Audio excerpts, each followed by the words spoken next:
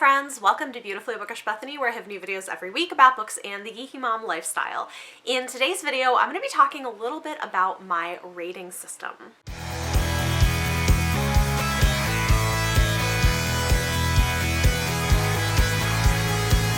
So at some point, maybe a year or two ago, I did a video like this where I talked about how I rate books, and I felt like maybe it was time to do an updated version of this. I've seen a couple of other people do these videos recently, and it's always like an interesting topic of discussion in the community, and so I thought I would sit down and do kind of a chatty video with you all talking about how I approach rating. And I just want to say up front, rating is such a tricky thing to do, and there are many valid ways of going about doing rating systems.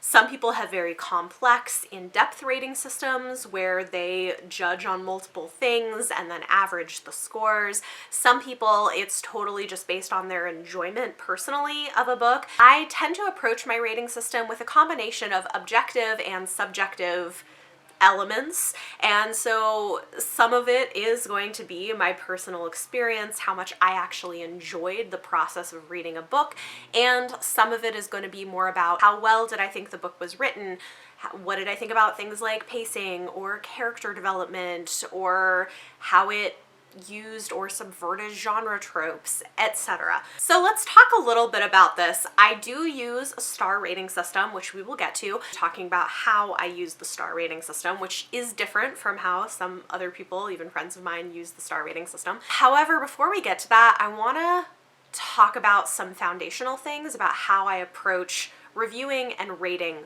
books. So the first thing is I try to consider a book as it sits within its genre and age bracket. So for instance, I'm going to have different expectations of a book that's written for a middle grade audience versus an adult audience, or even a YA audience versus an adult audience. I think a great example of this is character development. I have a lot more patience and grace for young adult teen characters who make poor choices or have bad communication or are more melodramatic than I do in a lot of adult novels where I'd rather have my adult characters kind of get it together and not act like teenagers. So my expectations going into books, depending on who the target audience is, are going to be different. The other part of this is genre. I think it's important to think about books as they fall within their genre.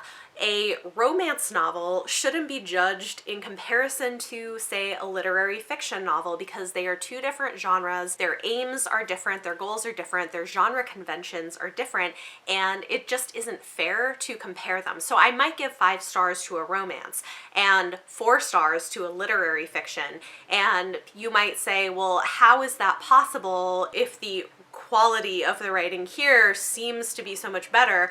But you have to consider that I am not judging them against each other. I am judging them within their separate genres and how well I feel they did in giving me what I was looking for from that genre. So hopefully that makes sense. So when I'm reading a book for a review, when I'm rating a book and writing a review of it, I'm thinking about a lot of different things at once. One piece of it is going to be my personal enjoyment.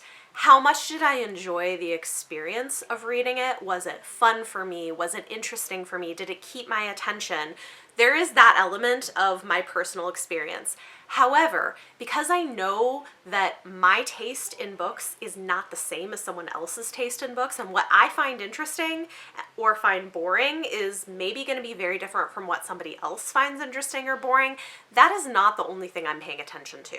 I'm also thinking about things like, what was the book trying to do and how well did it accomplish what it was trying to do, or how good an example of what it is this book. So, you know, if it's a contemporary romance novella, how good was it at being a romance novella? Then depending on the genre, I might be looking at things like the magic system or the world building and how effectively that was delivered to us. Was it done in info dumps? Was it woven into the narrative? Was it understandable? Was it interesting? Was it unique? Those are things that I might be thinking about. I'm also going to be thinking about the thematic content of the book. Did it do something important with the themes that it was exploring, or something interesting, or something subversive subversive. And I'll say for me personally, oftentimes what will raise a romance novel from something that is enjoyable and what I expected and is probably going to get like a 4-star rating perhaps, to something that is a 5-star or even a favorite of the year is usually that extra something where it takes some important themes and weaves them into the narrative really well while also delivering a really strong romance, for instance. Those are things that might elevate a book for me above just I enjoyed this was what I wanted it to be, to something that is like, wow, this was really great and kind of amazed me. And that's partly because I enjoy deep thematic content. That's something I look for in books, and so because of that, that is something that makes its way into my review system. I'm also going to be looking at the characters. How well are the characters developed? Do they have an arc of growth throughout the narrative? Especially if it's a character-driven book where we're very much focused on those characters, I want to see growth and change through the book. I want to see complexities to who they are, to the choices they're having to make, to the relationships that they have. Those are all things that I'm looking for. And then I would say another big thing for me is pacing. How is the pacing of the book? And there's not like one perfect way to pace a book, but I think you have to kind of decide what kind of book you're writing and then consider what type of pacing makes sense for that book. If you're writing something that's really slow and thoughtful, that's a deep character study or more of a philosophical exploration of something, it's okay for the whole book to be more slow paced. I am totally fine with that. However, if you're writing something that's being pitched as a high concept novel that should have wide appeal, then you really need to keep that story going. And then you also have to think about the audience that you're writing for. If you're writing for a middle grade audience, like, you had better have a snappy plot that things are moving along really quickly. If it drags out, you are going to lose your audience. And so those are things that I look at. Is there uneven pacing? Is it like it's got a quick, good paced beginning and then the middle really drags? Or does the ending feel like it's never going to come? Like, those are all things that I'm thinking about as I'm reviewing a book as well. And then lastly, I'm also going to be considering whether there are things in the book that I find to be, I mean, I hate to, the term is like very vague, but like problematic or offensive. And I don't mean that somebody can't write dark or difficult content, because there are a lot of books that I love that have very graphic, difficult content. However, things that do bother me might be, for instance, if it uses trauma in a way that is emotionally manipulative or makes light of the weight of that trauma, especially when it's written for a younger audience where it's not taking seriously issues that I think need to be handled with care. That will bother me. Or things where I really don't like the representation of something that I'm connected to. There are definitely types of representation that I can't speak to because I am not those things, but there are other books where I'm like, this is messed up, this is not right, and that might bother me and might affect my rating. Additionally, for me, if I'm reading a book where the authorial voice comes through as being misogynist or racist, that is something that is really going to turn me off. Now, I differentiate between the authorial voice and the characters. There can absolutely be characters in a book who are all of those things. But a lot of you probably know, you've read that book where you're like, this is not written as if like, here's what the character thinks. This is written like, clearly this is the way that things are, and the authorial tone seems to agree with those statements. That will bother me. So this is all very vague, can get a little bit muddled at times. People can have disagreements on where those things fall, but they are things I'm considering, and they are things that will affect my rating. Before we get into how I use the star rating, the last thing I want to talk about is going back to this personal preference thing. Yes, I'm considering how much I enjoyed the process of reading the book, but also there are particular tropes that I love, and there are other tropes that I hate. And if you are using a trope that I hate, odds are, like, it's gonna affect my rating. There are certain things that I just like bother me so much. And this is why usually when I'm especially accepting something for review, I will try to avoid books that I know are going to do things that I don't like. But for example, something that I almost never think is done well in books is cheating. If there are people in a long-term relationship and one of them is cheating and it's made out that the partner is just this horrible person to excuse the behavior, I know, like 9 times out of 10, I am going to hate that trope, hate the romance or the relationship that's coming out of it. I'm like, you should just leave them before you start this other relationship. I'm not cool with it. The one exception to this that I have found is sometimes in historical romances, I can deal with it a little bit more because a lot of women at the time had so few options and so little power. Divorce or leaving somebody who's abusive was not something that was easy to do or often even possible. And so I'm willing to give it a little bit more wiggle room if it's in that kind of a context. But generally speaking, if it's a contemporary, no. Like, not my cup of tea. Okay, with that said, let's go ahead and talk about my actual star rating system. How do I think about ratings? What do they mean when I give them? And I think this is so important to talk about because people have wildly different approaches to their rating systems, okay? Like, I know people who basically never give anything below a 3-star. And so for them, 3 stars is like not very good. And you know, that's valid if that's what you want to do. For me, a 3-star rating is not a bad rating. Like, it's still a perfectly good or fine book. It just maybe was lacking some things or was a little bit mixed, but it's not a bad rating, and we'll get more into this. On the higher side of things, there are people who almost never give out 5 stars. My friend Mara at Books Like Whoa only gives 5 stars to books that are all-time favorites for her, and even favorites of the year get 4.5 stars. And so for her, 5 stars is like almost nobody gets it. So if you get 4 stars on her rating scale, like, you're doing really well. Other people give 5 stars out all the time.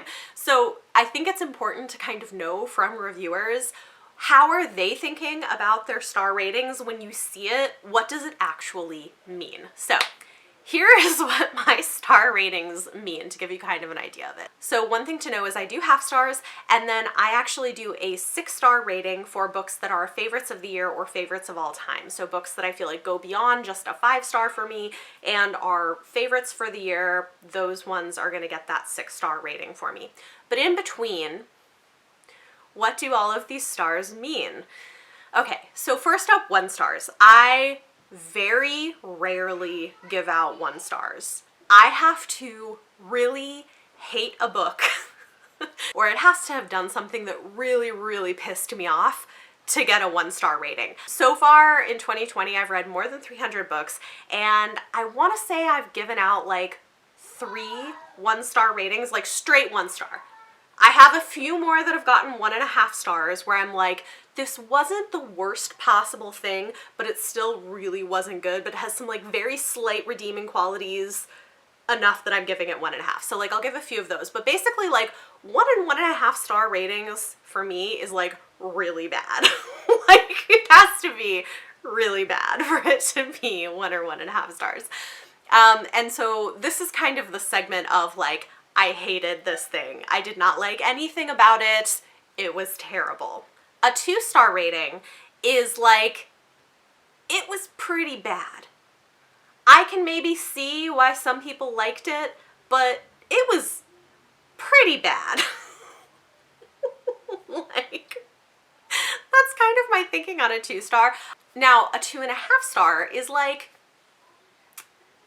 this wasn't very good. It was just okay. I didn't particularly like it.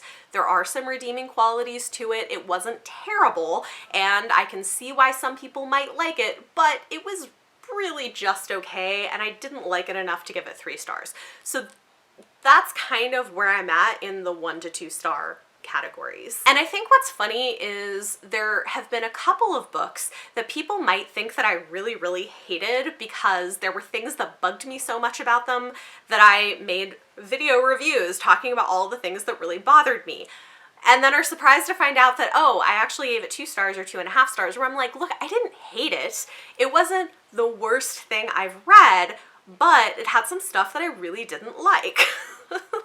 Like One to Watch, for instance, I think is a great example. It was one of the most frustrating books I've read. I had a lot of issues with it, but I also liked the concept. I had a good time reading some parts of the book. I didn't hate it. And so that's why it was in that 2.5 star range instead of 1 star. To give you some idea of like how bad a book has to be to get 1 star.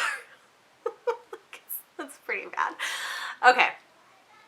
Then for a 3-star read. 3 stars are usually one of 2 things. It can either be a book that was just very middle of the road, mediocre, not bad, not particularly good, or didn't do anything that impressed me. This might be a book where I'm like, this book was perfectly fine.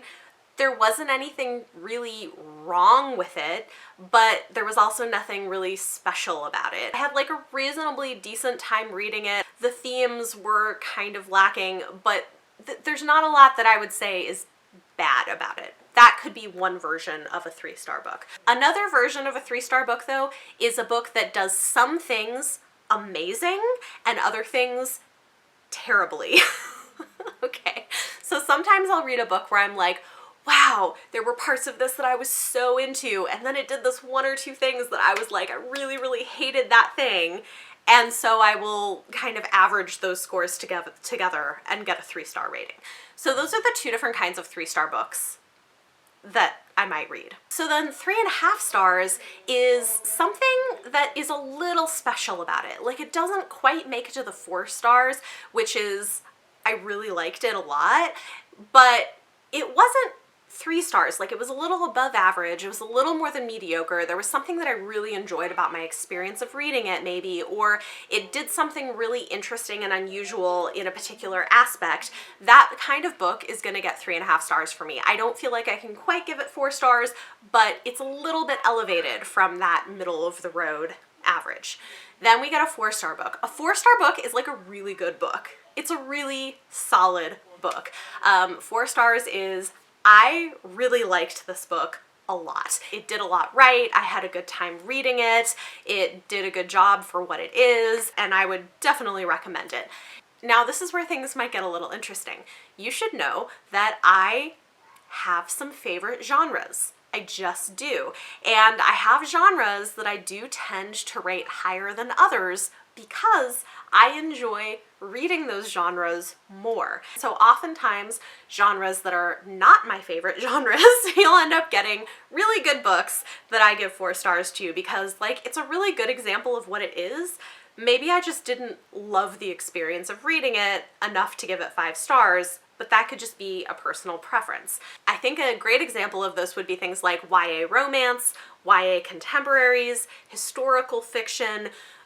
Those are all categories where, like, more often than not, something is gonna get 4 stars if it's a really good book, and it's gonna have to, like, really impress me to get 5 stars from me, just because they're not my favorite genres. And, like, maybe that's not totally fair, but just being honest, like, that's what it is. It's gonna have to be, like, really, really magnificent to get 5 stars for me in those categories. Yeah. So then moving on from 4 stars, we have a 4.5 star read. 4.5 is like almost 5. Usually a 4.5 star read is going to be a book that I really loved, but it had like 1 or 2 things that bothered me, or 1 or 2 things that I thought could have been done better, or that were a little bit lacking. So a 4.5 star read is like almost a 5 star. Like, it was really close. It was really good, but like there were a couple things that I just couldn't quite get past. That's a 4.5 star read.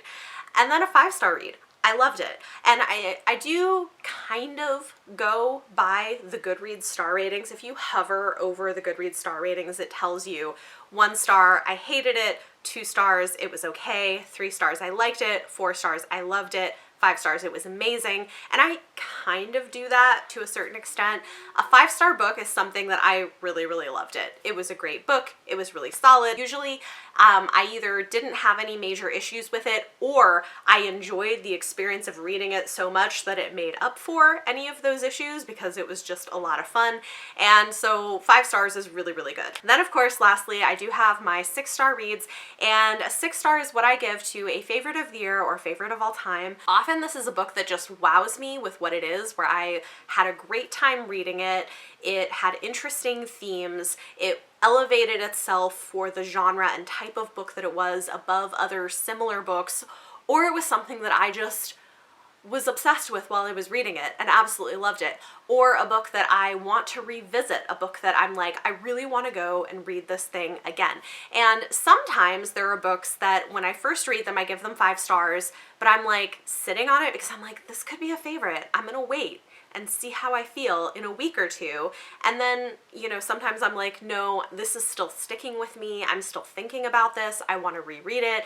This belongs on my favorites shelf. I think a great example of that is The Year of the Witching by Alexis Henderson. I absolutely loved this. When I first finished it, I gave it 5 stars and I wasn't sure if it was quite favorite status, but a couple weeks later I was like, no, this is so good. And the more I talk about it, the more I loved it. And I was still thinking about it. And so I was like, yeah, no, we're elevating this. This is gonna get 6 stars from me. So I feel like I've been talking a lot for kind of a long time, but hopefully this gives you a little bit of insight to my approach to reviewing books, what I'm thinking, or the way that I decide how to rate things. I hope that that is helpful for you as a viewer in terms of being able to interpret my ratings and interpret what I mean by them.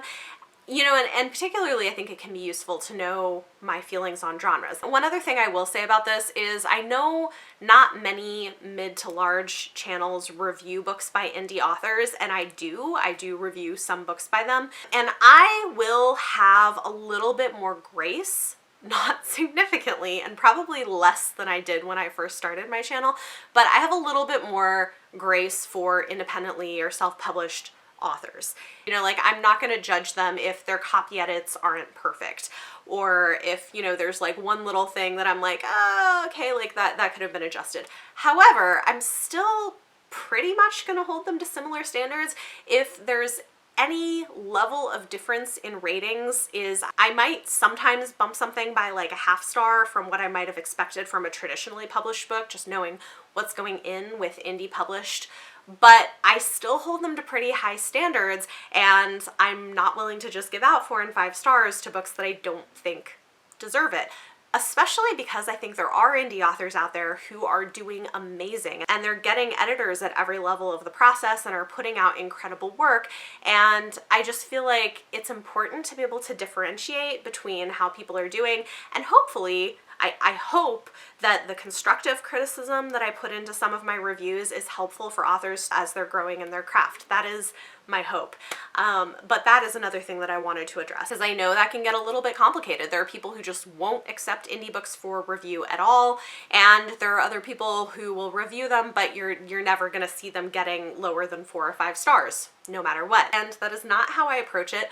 I do try to be very cautious about which books I accept for review, and I do limit it. So at this point, I'm only accepting 1 independently published book per month for review, and that has been, I think, a good choice, because for a while I was getting like so many requests and I was like, no. And if it's a book that I'm like, okay, like the tropes or the genre is just not something I particularly love, I'm probably gonna say no. Maybe it's a great book, but like, do I want to take a chance on it and then I hate it and give you 2 stars? Like, no, I try to avoid that as much as possible, but I am honest in my reviews. So that's how I approach it. I feel like people have such widely different approaches to handling their review style. I have thought about the idea of at some point creating some kind of a more structured rubric for figuring out my rating system. Honestly, I just don't really have the time for that right now, but maybe one day in the future. There are people who have these incredible, elaborate, amazing rating systems, and I love it.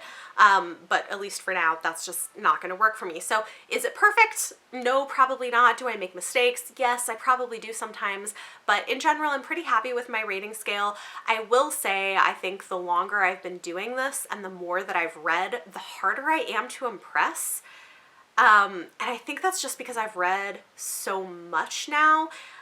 And I still don't think I give a lot of negative ratings, but I think a lot more things are starting to fall into the kind of 3 to 4 star range for me, that it's not quite as easy to get 5 stars for me as it was like a year or two ago. But you know, I'm still enjoying reading, and there's a lot that I like out there, and I think that I'm also getting better at figuring out my taste in books so that I do a better job of picking things for myself, and that also is shifting over time. So it's an interesting process. I will probably do an updated video like this again in a couple of years because maybe things will have changed by then, but for now, this is how I approach my rating system. Hopefully that was interesting and helpful, and hopefully that can also help you sort of decode how I rate books and what that means for you in whatever your rating system is. Talk to me in the comments down below. Let me know any of your thoughts or feelings on anything I talked about in this video. And for your question of the day, let me know how you approach your rating system. Are there things you do similarly? Are there things you do differently? Let me know in the comments down below. If you like this video, give it a thumbs up, subscribe if you want to see more, and if you want to support the work of the channel, check out the Patreon linked in the video description down below. Thank you so much for watching, and I'll see you next time.